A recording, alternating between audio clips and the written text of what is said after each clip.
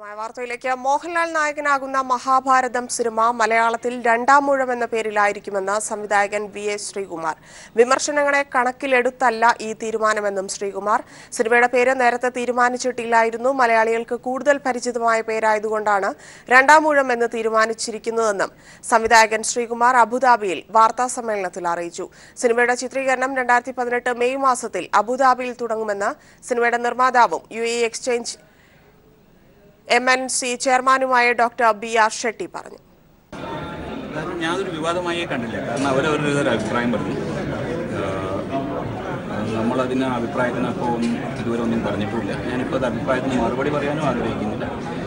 കാരണം ഞാനിപ്പോൾ പറയുന്നത് മലയാളത്തിൽ ഈ സിനിമയുടെ പേര് രണ്ടാം മൂഴം എന്ന് തന്നെയാണ്. കാരണം രണ്ടാം മൂഴം എന്ന പേരിലാണ് ഈ നോവൽ അറിയപ്പെടുന്നത്. എല്ലാം മലയാളിക്കും പരിചിതമായിരിക്കുന്നു. അതുകൊണ്ട് തന്നെ മലയാളത്തിൽ അതിൻ്റെ ഒരു പേര് മാറ്റേണ്ട ആവശ്യമില്ല. കാരണം ഇതൊരു മലയാള സിനിമയായിട്ടാണ് പണ്ട് പലരും ഇതിനെ അറ്റംപ്റ്റ് ചെയ്തിരുന്നത്. അതുകൊണ്ട് അന്ന് രണ്ടാം മൂഴം എന്ന പേരിലാണ് ഇത് സിനിമയാക്കണമെന്ന് പറഞ്ഞു വന്നത്. പക്ഷേ ഇന്ന് നമ്മളിതിനെ രണ്ടാം മൂഴം ഒരു മലയാളത്തിൻ്റെ ചട്ടക്കൂടിൽ നിൽക്കുന്നതല്ല, ആ ഒരു ക്യാൻവാസിൽ നിൽക്കുന്നതല്ല ഈ സിനിമ. അപ്പോൾ അതുകൊണ്ട് ഇതൊരു ലോക സിനിമയായിട്ട് മാത്രമേ ഇതിനെ കാണാൻ പറ്റുള്ളൂ. അല്ലെങ്കിൽ ഗ്ലോബൽ മാർക്കറ്റ് വേണം ഈ സിനിമയ്ക്ക് ഇതിന് മുതൽ മുടക്ക് തിരിച്ചു കിട്ടാൻ. അപ്പോൾ അതുകൊണ്ട് തന്നെ നമുക്കൊരു ഗ്ലോബൽ മാർക്കറ്റിലേക്ക് പോകുമ്പോൾ ഇന്ത്യ ഒട്ടുക്ക് ഇതിനെ റിലീസ് ചെയ്യേണ്ടി വരുമ്പോൾ രണ്ടാം മൂഴം എന്ന നോവൽ മലയാളത്തിൽ എന്ന രീതിയിൽ പോലെ തന്നെ പ്രശസ്തമല്ല മറ്റു പല സ്ഥലങ്ങളിലും. പിന്നെ ഇത് മഹാഭാരതത്തിനെ അധിഷ്ഠിതമാക്കി എഴുതപ്പെട്ടതാണ്. അതുകൊണ്ട് മലയാളത്തിൽ രണ്ടാം മൂഴം എന്ന പേര് നോവലും അതിന് പിന്നെ ഒരു അടിക്കുറിപ്പ് ആവശ്യമില്ലല്ലോ. Randamoozham based on Mahabharata written by M.T. Vasudevan. ആൾക്കാരെ എല്ലാവർക്കും അറിയാം മഹാഭാരതത്തിൻ്റെ അടിസ്ഥാനമാക്കി എഴുതിയതാണ് ഈ നോവലെന്ന്. കശാപ്പ് നിയന്ത്രണ വിജ്ഞാപനത്തിനെതിരെ പ്രതിഷേധം ശക്തമാകുന്നതിനിടയിൽ വിജ്ഞാപനത്തിൽ മാറ്റം വരുത്തുന്നത് പരിശോധിക്കുമെന്ന് കേന്ദ്രം. വിജ്ഞാപനം സംബന്ധിച്ച പരാതികൾ പരിശോധിച്ച് ആവശ്യമായ മാറ്റങ്ങൾ വരുത്തുമെന്ന് കേന്ദ്ര വനം പരിസ്ഥിതി മന്ത്രി ഹർഷവർദ്ധൻ അറിയിച്ചു. രാജ്യത്ത് കന്നുകാലികളെ കശാപ്പ് ചെയ്യുന്നതിന് നിയന്ത്രണമില്ലെന്നും തെറ്റായി വ്യാഖ്യാനിക്കുന്നുവെന്നും മന്ത്രി ആരോപിച്ചു. നിലവിലെ വിജ്ഞാപനത്തിൽ ഇളവ് വരുത്തിയ ശേഷം തണുപ്പിക്കാനാണ് കേന്ദ്രത്തിന്റെ ശ്രമം. വിവാദമായ കശാപ്പ് നിയന്ത്രണ വിജ്ഞാപനം സംസ്ഥാനങ്ങളുടെ അധികാരത്തിന്മേലുള്ള കടന്നുകയറ്റമെന്ന് ചൂണ്ടിക്കാട്ടി കേരളമടക്കം പ്രധാനമന്ത്രിക്ക് കത്തയച്ചിരുന്നു. ഇതിനു പിന്നാലെ പശ്ചിമ ബംഗാളും കർണാടകയും പ്രതിഷേധം അറിയിക്കുകയും മേഘാലയയിൽ BJPക്കുള്ളിൽ വിജ്ഞാപനത്തെ ചൊല്ലി പൊട്ടിത്തെറി രൂക്ഷമാവുകയും ചെയ്തു. ഈ സാഹചര്യത്തിലാണ് കശാപ്പിനായി കന്നുകാലികളെ ചന്തയിൽ വിൽക്കുന്നത് നിരോധിച്ചുള്ള വിജ്ഞാപനത്തിൽ മാറ്റം വരുത്തിയേക്കുമെന്ന് കേന്ദ്ര വനം പരിസ്ഥിതി മന്ത്രി ഹർഷവർദ്ധൻ അറിയിച്ചത്. കശാപ്പ് നിയന്ത്രണ വിജ്ഞാപനം സംബന്ധിച്ചുള്ള പരാതികൾ പരിശോധിക്കുമെന്നും ആവശ്യമായ മാറ്റങ്ങൾക്ക് തയ്യാറെന്നുമാണ് മന്ത്രി അറിയിച്ചത്. കന്നുകാലികളെ കശാപ്പ് ചെയ്യുന്നതിനും മാട്ടിറച്ചി കഴിക്കുന്നതിനും ഒരു തരത്തിലുള്ള നിയന്ത്രണമില്ലെന്നും ഇപ്പോൾ നിലനിൽക്കുന്നത് തെറ്റിദ്ധാരണയും ആശങ്കയുമെന്നാണ് കേന്ദ്രമന്ത്രി ഹർഷവർദ്ധന്റെ വിശദീകരണം. अभी भी कोई सुझाव आएंगे, उनके ऊपर भी हम पूरी गंभीरता से जो है चिंतन करेंगे. हमारा इस बारे में कोई किसी किस्म का कोई ये प्रेस्टीज इशू का विषय ही नहीं है. മൃഗങ്ങളോടുള്ള ക്രൂരത തടയണമെന്ന സുപ്രീം കോടതി നിർദ്ദേശപ്രകാരമാണ് വിജ്ഞാപനം പുറപ്പെടുവിച്ചതെന്നും പിന്നീട് വിജ്ഞാപനം തെറ്റായ രീതിയിൽ വ്യാഖ്യാനിച്ചുവെന്നും മന്ത്രാലയം വിശദീകരിക്കുന്നു. കശാപ്പിന് നിരോധനമുള്ള മൃഗങ്ങളുടെ പട്ടികയിൽ നിന്ന് പോത്തിനെയും എരുമയെയും ഒഴിവാക്കിക്കൊണ്ടുള്ള പുനർവിജ്ഞാപനത്തിനും മന്ത്രാലയം ആലോചിക്കുന്നു. നിലവിലെ വിജ്ഞാപനത്തിൽ ചെറിയ ഇളവുകൾ കൊണ്ടുവന്ന് പ്രതിഷേധം തണുപ്പിക്കാനാണ് ഇപ്പോഴത്തെ കേന്ദ്ര നീക്കം. എന്നാൽ നിയന്ത്രണം പൂർണ്ണമായി ഒഴിവാക്കത്തിടത്തോളം കർഷകരുടെ പ്രതിസന്ധി തുടരുക തന്നെ ചെയ്യും. മനുശങ്കർ, ദില്ലി. ലണ്ടൻ ബ്രിഡ്ജിൽ കാൽനട യാത്രക്കാർക്കിടയിലേക്ക് തീവ്രവാദികൾ വാൻ ഓടിച്ചുകയറ്റി 7 പേർ കൊല്ലപ്പെട്ടു. ആക്രമികളെ പോലീസ് വെടിവെച്ചു കൊന്നു. ലണ്ടൻ ബ്രിഡ്ജിൽ കാൽനട യാത്രക്കാർക്കിടയിലേക്ക് വാൻ ഓടിച്ചുകയറ്റിയാണ് തീവ്രവാദികൾ ആക്രമണം നടത്തിയത്.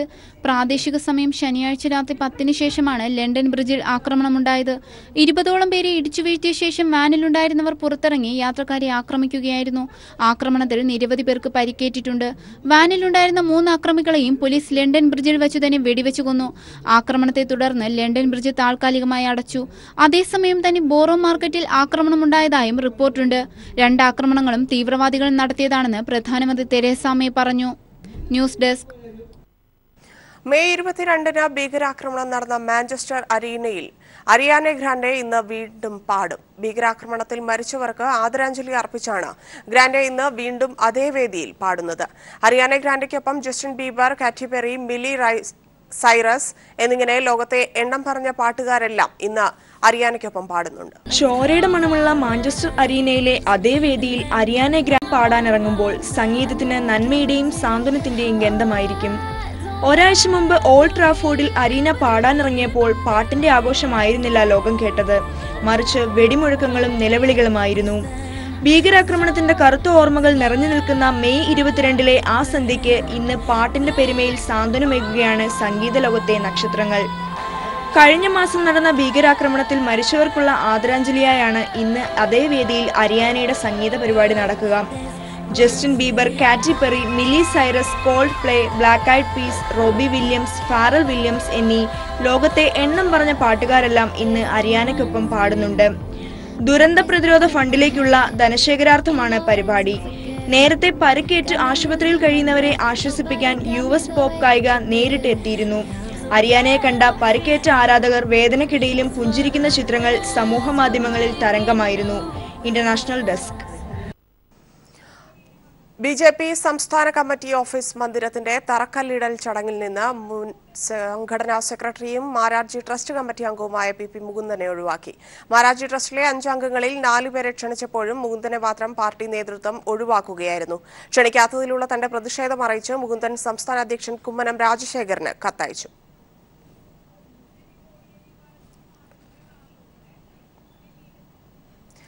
ദില്ലിയിൽ CPIM സംസ്ഥാന സെക്രട്ടറി കോടിയേരി ബാലകൃഷ്ണൻ മാധ്യമങ്ങളെ കാണുന്നു. തത്സമയം അസംബന്ധമായ പ്രചരണമാണ് നടത്തുന്നത്. കേരളത്തിൽ കൊലപാതകങ്ങൾ കൂടുതൽ നടന്നത് UDF ഭരിക്കുന്ന കാലത്താണ്. ഇത് UDF ഭരിക്കുന്ന കാലത്താണ് CPMന്റെ 27 പ്രവർത്തകന്മാർ കേരളത്തിൽ കൊല ചെയ്യപ്പെട്ടിട്ടുള്ളത്. ഇപ്പോൾ BJP കാരും CPMകാരുമായ ആളുകൾ ഇരുഭാഗത്തും ആക്രമണത്തിന് ഇരയാവുകയും കൊലപാതകത്തിന് വിധേയമാവുകയും ചെയ്തിട്ടുണ്ട്. UDFന്റെ ഭരണകാലത്തും അതുണ്ട്. ഇപ്പോൾ CPMന്റെ 12 പ്രവർത്തകന്മാർ LDF ഭരണകാലത്ത് കൊല ചെയ്യപ്പെട്ടിട്ടുണ്ട്. അപ്പം LDF അധികാരത്തിൽ വരുമ്പോഴാണ് BJPക്കെതിരായിട്ടുള്ള സംഭവങ്ങൾ നടക്കുന്നതെന്ന് പറയുന്നത് വസ്തുതാപരമായിട്ട് ശരിയായിട്ടുള്ള കാര്യമല്ല. കേരളത്തിൽ കുറേ കാലമായി നിലനിൽക്കുന്ന ഒരു പ്രശ്നമാണ്. അതിന് പരിഹാരം കാണാനാണ് ഇപ്പോൾ ഗവൺമെൻറ് ശ്രമിക്കുന്നത്. അതിനുവേണ്ടി മുഖ്യമന്ത്രി തന്നെ ആത്മാർത്ഥമായ ശ്രമങ്ങൾ ഇപ്പോൾ കേരളത്തിൽ നടത്തിക്കൊണ്ടിരിക്കുകയാണ്. ആ നിലപാടിന് പിന്തുണ കൊടുക്കുകയാണ് അമിത്ഷാ ചെയ്യേണ്ടത്. ഇനി RSS മുൻകൈയെടുത്തുകൊണ്ട് ആക്രമണം നടത്തില്ല, BJP മുൻകൈയെടുത്തൊരു ആക്രമണം നടത്തില്ല എന്ന് പറയാൻ അമിത്ഷാ തയ്യാറായിട്ടില്ല. CPIM അതിൻ്റെ ഒരു നിലപാട് പരസ്യമായി പ്രഖ്യാപിച്ചു കഴിഞ്ഞിട്ടുണ്ട്. CPM മുൻകൈയെടുത്തുകൊണ്ട് ഒരു അക്രമ സംഭവങ്ങളും നടത്തില്ല എന്നും നടത്താൻ പാടില്ല എന്നും പരസ്യമായ നിലപാട് CPM സ്വീകരിച്ചു കഴിഞ്ഞിട്ടുണ്ട്. മുഖ്യമന്ത്രി വിളിച്ചു ചേർത്ത സർവകക്ഷി യോഗത്തിലെടുത്ത തീരുമാനത്തിൽ ഉറച്ചു നിന്നുകൊണ്ട് CPIM പ്രവർത്തിക്കും. എന്നാൽ അമിത്ഷാ ഇന്ന് പറഞ്ഞത് ഓരോ കൊലപാതകത്തിനും ഞങ്ങൾ പകരം ചോദിക്കും. ഇത് പ്രകോപനപരമായ നിലപാടാണ് കേരളത്തിൽ വന്ന് BJP പ്രസിഡന്റ് നടത്തിയിട്ടുള്ളത്. കേരളത്തിൽ സമാധാനം സ്ഥാപിക്കാൻ ഗവൺമെൻറ് നടത്തിക്കൊണ്ടിരിക്കുന്ന ശ്രമങ്ങളെ ദുർബലപ്പെടുത്തുകയാണ് അമിത്ഷായുടെ ഈ വരവ് കൊണ്ട് അദ്ദേഹം നടത്തിയ പ്രഖ്യാപനം വഴി ഉദ്ദേശിക്കുന്നത്. അത്യന്തം പ്രകോപനപരമായിട്ടുള്ള അത്തരം നിലപാടുകൾ സ്വീകരിക്കുന്നത് കേരളത്തിൽ കലാപമുണ്ടാക്കുക എന്ന RSS പദ്ധതിയുടെ ഭാഗമാണ്. 12 CPM പ്രവർത്തകന്മാരെ കൊല ചെയ്തതുപോലെ തന്നെ അവിടെ മലപ്പുറം ജില്ലയിൽ മതം മാറിയതിൻ്റെ പേരിലൊരു ഫൈസലിനെ വെട്ടിക്കൊലപ്പെടുത്തി. കാസർഗോഡ് ഒരു പള്ളിയിൽ കയറി ഒരു മദ്രസ അധ്യാപകനെ പള്ളിക്കകത്ത് കയറി കൊലപ്പെടുത്തി. ഇതെല്ലാം കലാപം സൃഷ്ടിക്കണമെന്നുള്ള ഉദ്ദേശത്തോടു കൂടി ചെയ്ത സംഭവങ്ങളായിരുന്നു. എന്നാൽ വർഗീയ കലാപങ്ങൾ ഇന്ന് കേരളത്തിൽ ഉണ്ടാക്കാൻ കഴിയുന്നില്ല. ഇന്ത്യ രാജ്യത്ത് വർഗീയ സംഘർഷങ്ങൾ ഏറ്റവും കുറഞ്ഞത് ഈ കഴിഞ്ഞ വർഷം റിപ്പോർട്ട് ചെയ്യപ്പെട്ടത് കേരളത്തിലാണ്. മറ്റ് സംസ്ഥാനങ്ങളുമായി താരതമ്യപ്പെടുമ്പോൾ വർഗീയ സംഘർഷങ്ങൾ തീരെ ഇല്ലാത്തൊരു സംസ്ഥാനം എന്നുള്ള പേര് കേരളത്തിന് നേടിയെടുക്കാൻ കഴിഞ്ഞിട്ടുണ്ട്. ഇതിൽ RSS സംഘർഷമുണ്ടാക്കാനും കലാപമുണ്ടാക്കാനും നടക്കുന്ന നീക്കത്തിനെതിരെ കേരളത്തിലെ മതനിരപേക്ഷ ജനാധിപത്യ ശക്തികൾ ബോധവാന്മാരാണ് എന്നതുകൊണ്ടാണ് അത് നടക്കാത്തത്. ഈ സ്ഥിതി അട്ടിമറിച്ച് കേരളവും ഒരു ഗുജറാത്തിനെ പോലെ ആക്കുക എന്നുള്ളതാണ് ഈ അമിത്ഷാ ഉദ്ദേശിക്കുന്നത്. അതിനുവേണ്ടി RSS BJP പ്രവർത്തകന്മാർക്ക് പ്രേരണ കൊടുക്കുകയാണ് അമിത്ഷായുടെ ഇത്തവണത്തെ പര്യടനം വഴി അദ്ദേഹം ലക്ഷ്യമിട്ടിട്ടുള്ളത്. അദ്ദേഹത്തിൻ്റെ വളരെ കൊട്ടിഘോഷിച്ച പരിപാടിയായിരുന്നു കേരളത്തിൽ പ്രഖ്യാപിച്ചതെങ്കിലും അവസാനം ഉദ്ദേശഫലം ചെയ്യാതെ ഉള്ളൊരു സ്ഥിതിയാണ് ഇപ്പോൾ ഉണ്ടായിട്ടുള്ളത്. അത് വലിയ തോതിലുള്ള പ്രതീക്ഷയോടുകൂടിയായിരുന്നു അദ്ദേഹത്തെ കൊണ്ടുവന്നതെങ്കിലും കേരളത്തിൽ അദ്ദേഹം ഉദ്ദേശിക്കുന്ന കാര്യങ്ങളും നടക്കാൻ പോകുന്നില്ല എന്ന് അദ്ദേഹത്തിന് തന്നെ മനസ്സിലായതുകൊണ്ടാണ് സംസ്ഥാന BJP നേതൃത്വത്തെ കുറ്റപ്പെടുത്തി തിരിച്ചു വരുന്ന സ്ഥിതിയിലേക്ക് ഇപ്പോൾ അമിത് ഷാ എത്തിയിട്ടുള്ളത്. ഈ കേരളത്തിനെതിരെ BJP ഇപ്പോൾ ദേശീയ തലത്തിൽ വലിയ രീതിയിലുള്ള പ്രചരണം സംഘടിപ്പിക്കുകയാണ്. കേരളം ഒരു ദേശീയ ആൻറ്റി നാഷണൽ സ്റ്റേറ്റ് ആണെന്നുള്ള രീതിയിൽ ടൈംസ് നൗ പോലുള്ള ചാനലുകൾ പാകിസ്ഥാൻ എന്ന് വിശേഷിപ്പിക്കുന്നത്. എന്താണ് അതിലെ ഒരു? അതിപ്പോൾ കുറച്ചു കാലമായി RSS നടത്തിക്കൊണ്ടിരിക്കുന്ന ഒരു പ്രചരണ രീതിയാണ്. കേരളം പാകിസ്ഥാൻ ആയിട്ട് ചിത്രീകരിക്കുന്നത് ബോധപൂർവമായിട്ട് നടത്തുന്ന ഒരു ചിത്രീകരണമാണ്. ഇപ്പോൾ BJPക്കാർ കൊല ചെയ്യപ്പെടുന്നത് സംബന്ധിച്ച് കേരളത്തിന് പുറത്ത് അവർ പ്രചരണം നടത്തുന്നത് ഹിന്ദുക്കളെ കൊല്ലുന്നതാണ്. അപ്പോൾ എല്ലാം വർഗീയമായ ചേരിതിരിവുണ്ടാക്കാനാണ് ഇത് അവർ ഉദ്ദേശിക്കുന്നത്. കേരളത്തിൽ കമ്മ്യൂണിസ്റ്റുകാരും മതന്യൂനപക്ഷങ്ങളും കൂടുതലുള്ളൊരു സംസ്ഥാനമായതുകൊണ്ടാണ് കേരളത്തെ പാകിസ്ഥാൻ എന്ന് വിശേഷിപ്പിക്കുന്നത്. അത് RSSൻ്റെ ഒരു പ്രചരണ തന്ത്രമാണ്.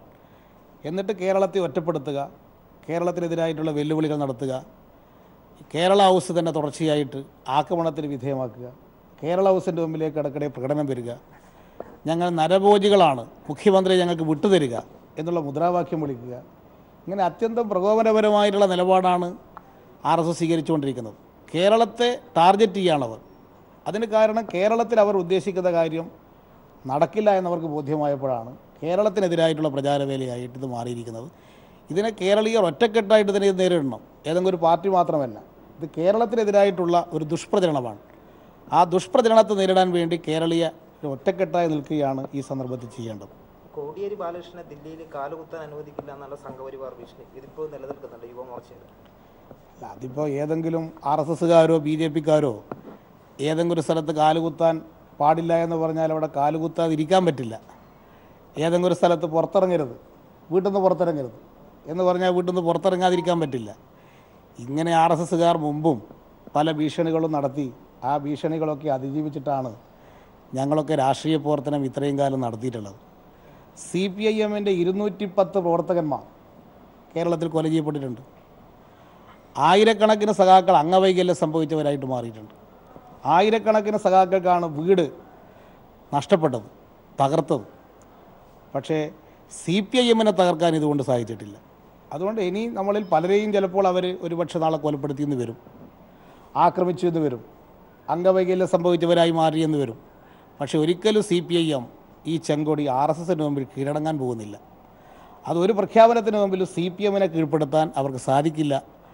ഏതെങ്കിലും ഒരു വ്യക്തിക്കെതിരായിട്ട് നടത്തുന്നൊരു ആക്രോശമല്ല ഇത് CPMനെതിരായി നടത്തുന്നൊരു ആക്രോശമാണ്. അതിനെ നേരിടാൻ ഇടതുപക്ഷ ജനാധിപത്യ പ്രസ്ഥാനം തന്നെ മുന്നോട്ട് വരുമെന്ന കാര്യത്തിൽ യാതൊരു തർക്കവുമില്ല.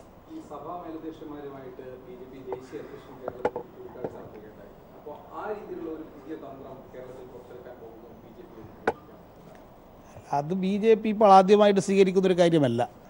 മുമ്പ് വാജ്പേയി പ്രധാനമന്ത്രിയായിരുന്ന സന്ദർഭത്തിലും BJP ഇത്തരത്തിലുള്ള ശ്രമങ്ങൾ നടത്തിയിട്ടുണ്ട്. പക്ഷേ അവർ വെച്ചിട്ടുള്ള ആ കെണിയിൽ കേരളത്തിലെ മതമേലധ്യക്ഷന്മാർ വീഴുമെന്ന് ഞാൻ പ്രതീക്ഷിക്കുന്നില്ല. കേരളത്തിലെ മതമേലധ്യക്ഷന്മാരും കാര്യങ്ങളൊക്കെ വിവേചനപൂർവ്വം തീരുമാനിക്കാൻ കഴിയുന്നവരാണ് കേരളത്തിലുള്ള വിവിധ മതമേലധ്യക്ഷന്മാർ. ന്യൂനപക്ഷ സമുദായത്തിൽപ്പെട്ടവരെയും അങ്ങനെ കേരളത്തിൽ സ്വാധീനിക്കാൻ കഴിയുന്നൊരവസ്ഥ ഉണ്ട് എന്നുള്ളത് ആരും ഇപ്പോൾ പ്രതീക്ഷിക്കുന്നില്ല. അതുകൊണ്ട് അതെല്ലാം അവരുടെ ഒരു പ്രചരണം എന്നുള്ള നിലയിൽ നടത്തുന്ന കാര്യങ്ങളായിട്ടാണ് ഇപ്പോൾ നിൽക്കുന്നത്. നേരത്തെ കുമ്മനം രാജശേഖരൻ പ്രസിഡന്റ് സ്ഥാനം ഏറ്റെടുത്തപ്പോൾ ആദ്യം പോയത് ഒരു ബിഷപ്പിൻ്റെ ആണല്ലോ, കാല് തൊട്ട് വന്നിച്ചിട്ടാണല്ലോ സ്ഥാനം ഏറ്റെടുത്തത്. അത് RSSകാർ എപ്പോഴും ചെയ്യുന്നതാണ്. ഗോഡ്സെ മഹാത്മാഗാന്ധിയെ വെടിവെച്ചപ്പോഴും ഗാന്ധിജിയുടെ കാല് തൊട്ട് വന്നിച്ചിട്ടാണല്ലോ വെടിവെച്ചത്. അപ്പോൾ ഈ കാല് തൊട്ട് വന്നിക്കാൻ ബിഷപ്പുമാരുടെ അടുത്ത് പോകുന്നതിനെ നാളെ അവർ കുറച്ച് ശ്രദ്ധിച്ചിരിക്കുന്നത് നല്ലതാണ്. എപ്പോഴാണ് അവരുടെ വെടി പിന്നാലെ വരുന്നത് പറയാൻ സാധിക്കില്ല. അതുകൊണ്ട് സന്ദർശനവും സൗഹൃദമൊക്കെ നല്ല തന്നെയാണ്. പക്ഷേ ഇവരെ ആരും വിശ്വസിക്കാൻ പോകുന്നില്ല എന്നുള്ളതാണ്. മതന്യൂനപക്ഷങ്ങൾ അവരെ വിശ്വസിക്കാൻ പോകുന്നില്ല. സമൂഹം പൊതുവിൽ തന്നെ അവർ പറയുന്ന വാക്കുകൾ വില കൊടുക്കുന്നില്ല. ഇപ്പോൾ അവർ പറഞ്ഞിരിക്കുന്നത് ഭരണം പിടിക്കാൻ വേണ്ടി ഇവർ വേണമെന്നാണ്. മതന്യൂനപക്ഷങ്ങൾ കൂടി വേണം ഭരണം പിടിക്കാൻ. അതല്ലേ ജമ്മു കാശ്മീരിൽ ചെയ്തത്. ഏറ്റവും വലിയ തീവ്രവാദ രീതിയിലാണെന്ന് അവരാരോപിച്ച PDPയുമായിട്ട് അവർ മുന്നണി ഉണ്ടാക്കിയില്ലേ. അപ്പോൾ അധികാരത്തിന് വേണ്ടി BJP ആരുമായിട്ടും സഹകരിക്കുകയും കൂട്ടുകൊടുക്കുകയും ചെയ്യും. അതിൻ്റെ ഭാഗമായിട്ടുള്ള ഒരു തന്ത്രം എന്നുള്ളതിൽ കവിഞ്ഞ് അതിൽ യാതൊരുവിധ പ്രാധാന്യമില്ല. പുള്ളിപ്പുലിയുടെ പുള്ളി ഒരിക്കലും മായ്ച്ചു കളയാൻ കഴിയില്ല. RSSന് അവരുടെ വർഗീയത, ന്യൂനപക്ഷ വിരോധം ഒരിക്കലും ഇല്ലാതാക്കാൻ കഴിയില്ല. അങ്ങനെ ഇല്ലാതായാൽ അവർ RSS ഇല്ലാതാവും. അതാണ് RSS സ്ഥാപിത കാലം മുതൽ തന്നെ ചെയ്തുകൊണ്ടിരിക്കുന്ന പ്രവർത്തനം. അതിൽ നിന്ന് പിന്മാറ്റാൻ കഴിയില്ല എന്നുള്ളതുകൊണ്ട് ഇതെല്ലാം വെറും ഒരു പ്രചരണ രീതി എന്നുള്ളതിൽ കവിഞ്ഞ് അതിന് യാതൊരു പ്രാധാന്യവും ഞങ്ങൾ കൽപ്പിക്കുന്നില്ല.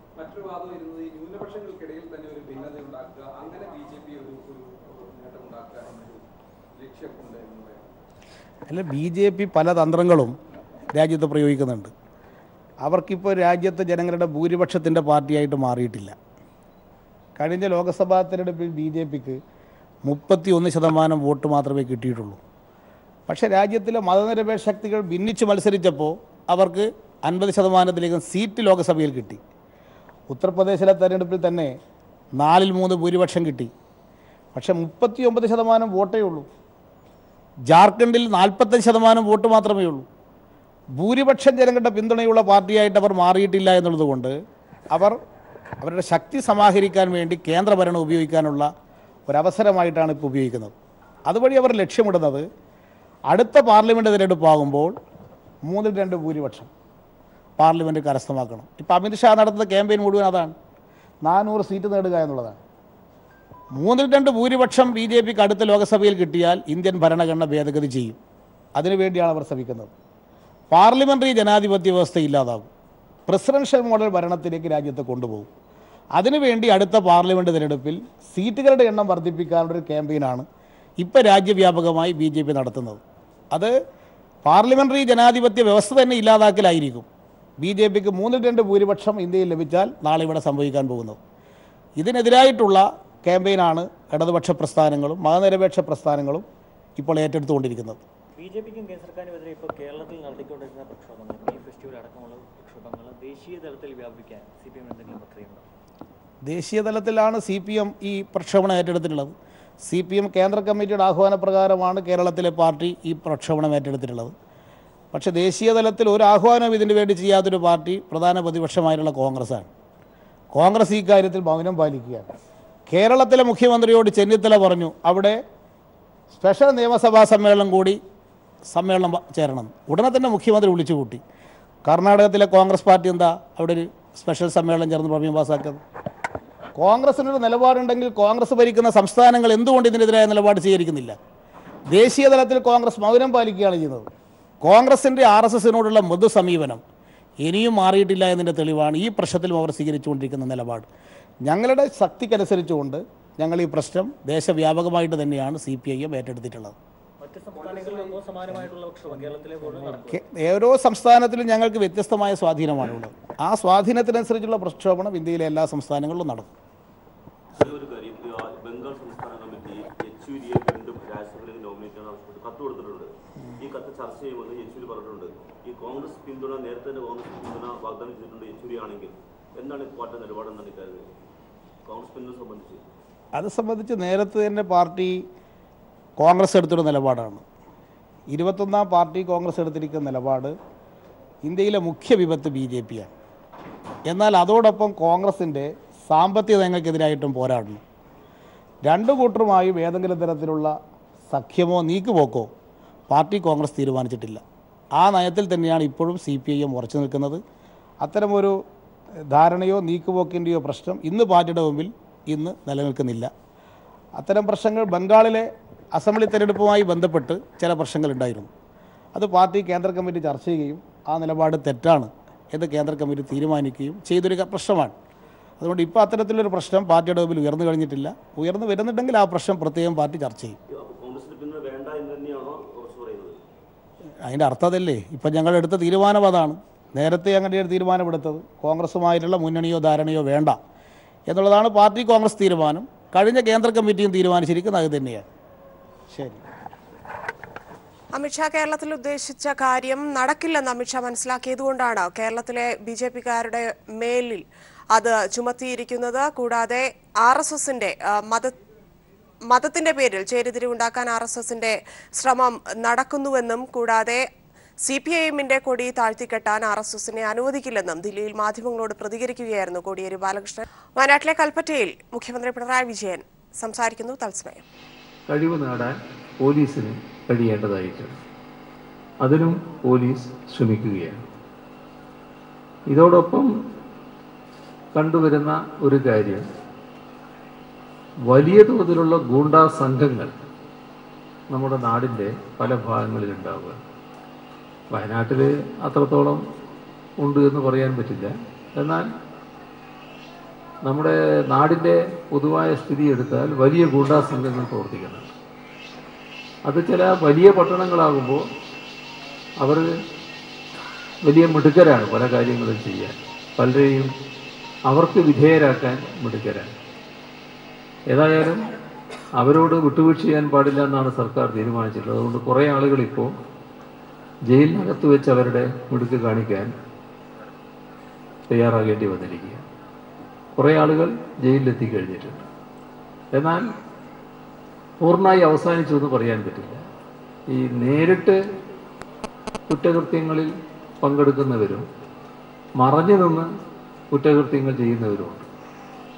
അത്തരത്തിലുള്ള ചില വീരന്മാർ ഇത്തരത്തിലുള്ള പട്ടണങ്ങളിൽ പ്രവർത്തിക്കുന്നു. അപ്പോൾ ഏതു തരത്തിലുള്ള ഗൂണ്ടാ പ്രവർത്തനത്തോടും വിട്ടുവീഴ്ച ചെയ്യാൻ പോലീസ് തയ്യാറാകരുത് എന്ന് തന്നെയാണ് കൃത്യമായ സന്ദേശം നൽകിയിരിക്കുന്നത്. അതിൻ്റെ ഭാഗമായുള്ള നടപടികൾ പോലീസ് സ്വീകരിച്ചു വരികയും ഇതോടൊപ്പം തന്നെ നമ്മുടെ ഈ ഗൂണ്ടാ സംഘങ്ങളിൽ തന്നെ പെട്ടവരാണ്. അവർ ചെയ്യുന്ന മറ്റൊരു കാര്യം നമ്മുടെ പ്രകൃതി വിഭവങ്ങൾ കൊള്ളയടിക്കലാണ്. വൻതോതിൽ പ്രകൃതി വിഭവം കൊള്ളയടിക്കാൻ അവരുടെ ദുസ്വാധീനം ഉപയോഗിക്കുകയാണ്. പോലീസ് ആസ്ഥാനത്തിന്റെ ഉദ്ഘാടനം കൽപ്പറ്റയിൽ നിർവഹിക്കുകയാണ് മുഖ്യമന്ത്രി പിണറായി വിജയൻ.